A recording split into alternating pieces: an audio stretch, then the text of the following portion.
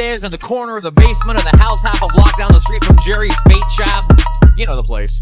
Well, anyway, back then life was going swell and everything was just... Except, of course, for the undeniable fact that every single morning... My mother would make me a big old bowl of sauerkraut for breakfast.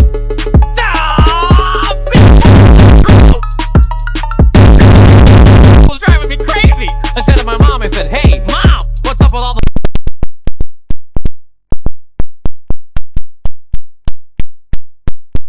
Beamed right down next to me, and she said, "It's you!"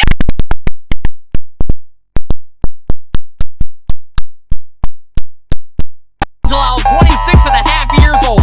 That's when I swore that someday I would get out of that basement and travel to a magical, faraway place where the sun is always shining and the air smells like walls are oh so fluffy.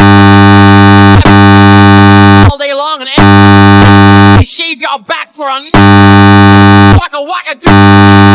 Hey people, it wasn't long at all before my dream came true, because the very next day a local radio station had this contest to see who could correctly guess the number of molecules in Leonard Nimoy. I was off by 3, but I still won the grand prize. That's right, a first-class one-way ticket to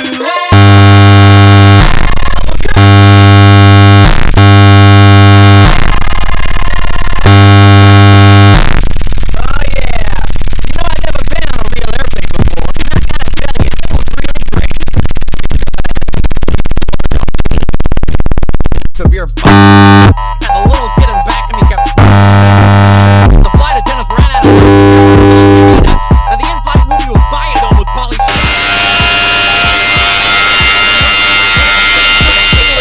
The plane exploded in a giant fireball, and everybody died, except for... I had my tray table up, and my seat back in the full upright position. Had my tray table up, and my seat back in the full upright position. Had my tray table up, and my seat back in the full upright position.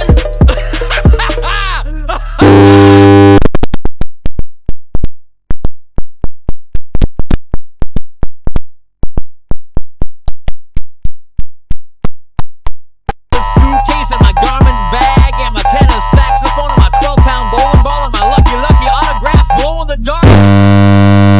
But finally I arrived at the world-famous Albuquerque holiday. So fluffy, and you can eat your soup right out of the ashtrays if you wanna. It's okay, they're clean.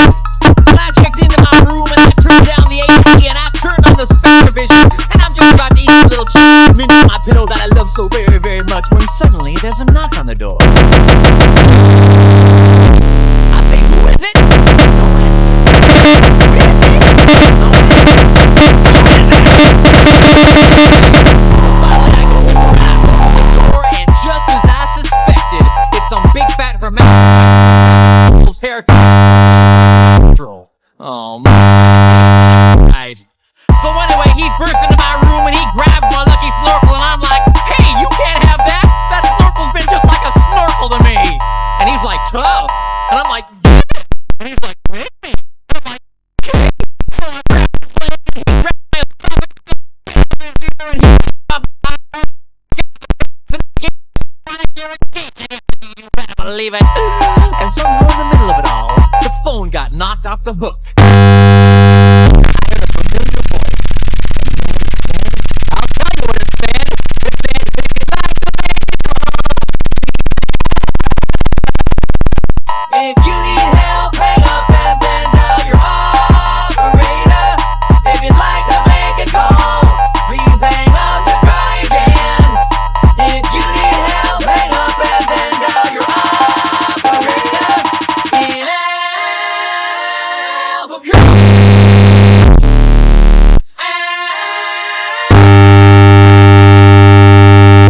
Well, to cut a long story short, he got away with my snorkel, but I made a solemn vow right then and there that I would not rest. I would not.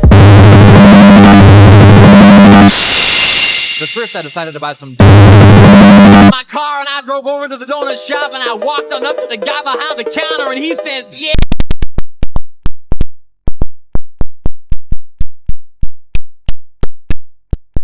He said, "No."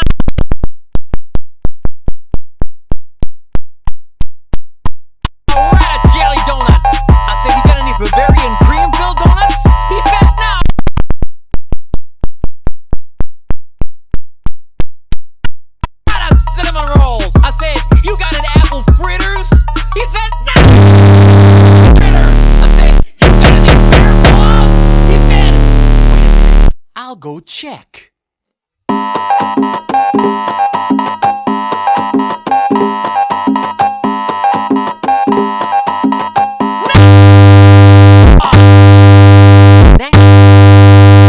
In that case, what do you have? He says, all I got right now is this box of 12 starving, crazed weasels.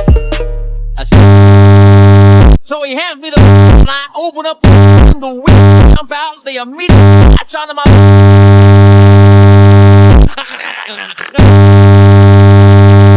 tearing me apart. You know, I think it was just about that time that a little ditty started going through my head. I believe it went a little something like this.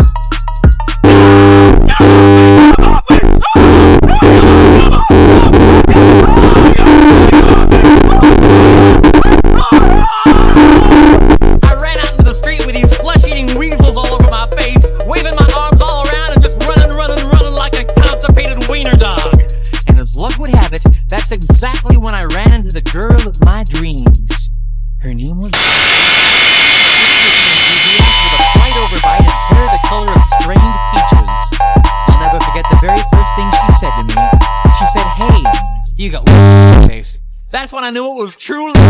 We were inseparable after that. Oh, we ate together, we ate together, we even shared the same piece of floss. The world was our burrito. So we got out of the house and had 2 beautiful children, Nathaniel and Superfly.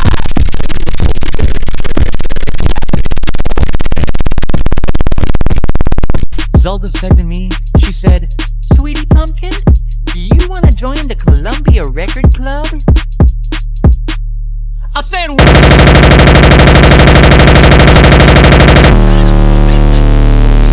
and I never saw her again, but that's just the way things go. In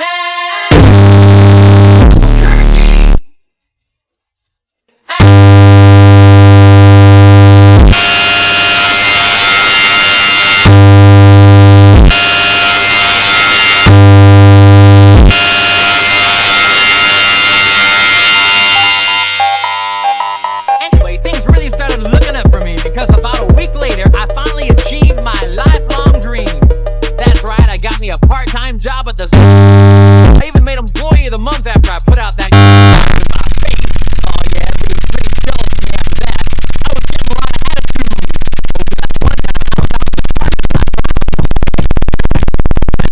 When I see this guy Marty trying to carry a big old sofa up the stairs all by himself. So I say to him, I say, "Hey, you want me to help you with that?" And Marty, he just rolls his eyes and goes, "No, I want you to cut off my arms and legs with a chainsaw."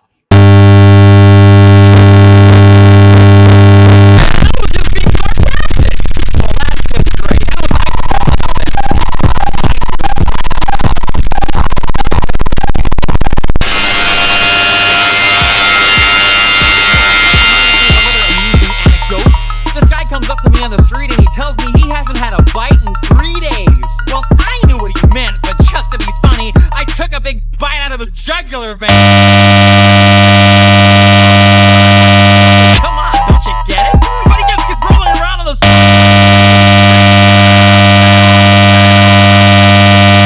irony of the whole situation. Man, some people just can't take a joke, you know?